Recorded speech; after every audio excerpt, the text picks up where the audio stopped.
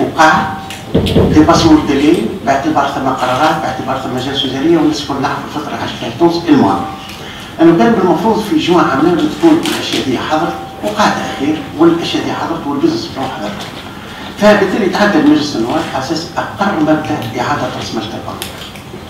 هذا علاش اليوم مع بعضنا دونك من نهار الخميس الدوله خذت قرارها، بالتالي نجموا نتصرفوا نجموا نقدموا في اعاده رسمله البنك. علاش رسمله البنك؟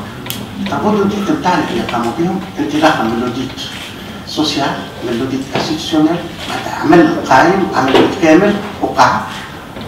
البورتفوي نتاعنا مجموعه القروض نتاعنا، محفظه القروض، محفظه المساهمات اللي دقاها المكتب هذا تدقيق كلي افرزت العمليه هذه الى اعاده رسمله البنك.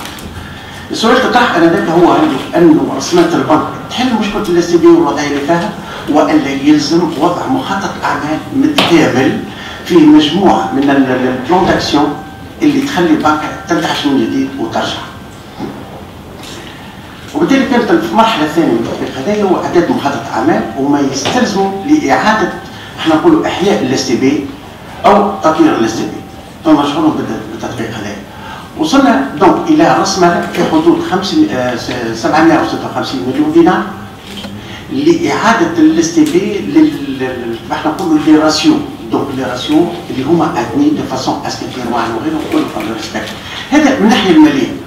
من الناحيه الثانيه نتج عنه مخطط الاعمال مجموعه برودكسيون. ما ننساش بعد اذا ناخذ دقيقتين تقريبا في كل واحده وتلقاو لي ديتاي كل موجودين في البروسبكتوس اللي هو منشور.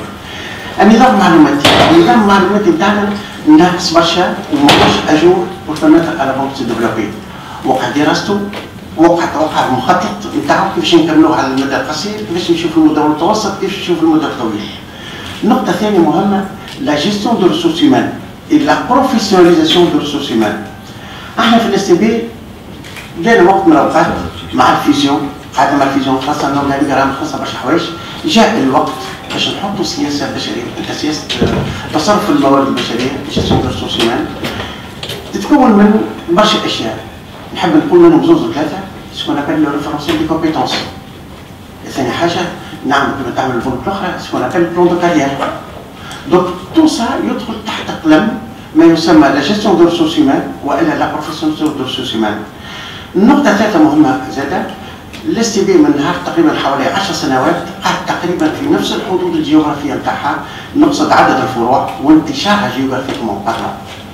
كما انه استعمال ما يسمى لكانو ديستريبيسيون او ادوات التوزيع الحالية ما وقعش تطور لازم باعتباره مربوط بالنظام المعلوماتي. هذا تقريبا لو توا غروند لين. بيان سور يا دوتر بروجي اون بومون اون ديسكوتي مي اسونسيلمون سو بروجي اللي قاعد درستهم وكيفاش نحطوهم.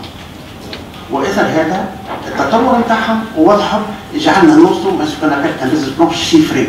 شنو هي الارقام اللي حاب نوصلوا لها خلال السنوات القادمه اللي البلان هذا يوصل تقريبا سنه 2015 2019. فبالتالي جات الرسمله هذه ال 576 مليار كما جاءت في من زمان، جات الرسمله كنقطه من مشروع كامل يتحمل. واعتقد اول مره في التاريخ يقع مشروع على المدى المتوسط 5 سنوات وفيه لي بروبوزونت الكل اللي تجعل البنك يرجع للساحه ويعاود تبنى من دور جديد اذا كان نجم من كل كلمه هذه ويقدم ويتطور مع اعتماد بيان المردوديه والنجاح في العمل. كيف جات ال 576 مليار؟ بيان نحن فما قوانين وفما ديسيبلينات وفما طرق العمل. الطرق بيان سي دي شوز ماتيماتيك اللي خلتنا نحددوا ما يسمى النقص في الاموال الذاتيه باش نوصلوا لسكونابيل الراسيو تير 1 اللي هو يلزم اون ريسبكت اليوم ون ريسبكتو غدا بعد ما يكبر. ثاني حاجه ضروره وملحه باش اون ريسبكت باسكو نتعاملوا مع الخارج وتعرفوا مع المراسلين اول حاجه ينظروا لهذه.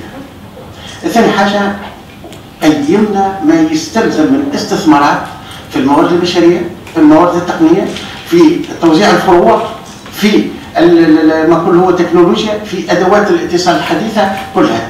والبنك تقريبا لازم حوالي نعطيكم الارقام معناتها بالارغندي اما ترجع تلقاو الارقام تاعي مشهوره 300 مليون دينار. كيفاش باش تمويلها؟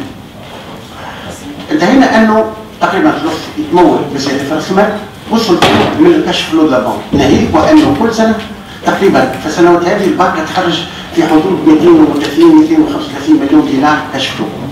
فالعمليه تجعلنا نخرجوا في الاستثمار ونلبيو ما يسمى الراسيو سولفابيليتي اليوم اللي هو اقل او مش يزيد بالوقت حسب السيركيلار دابا سنترال.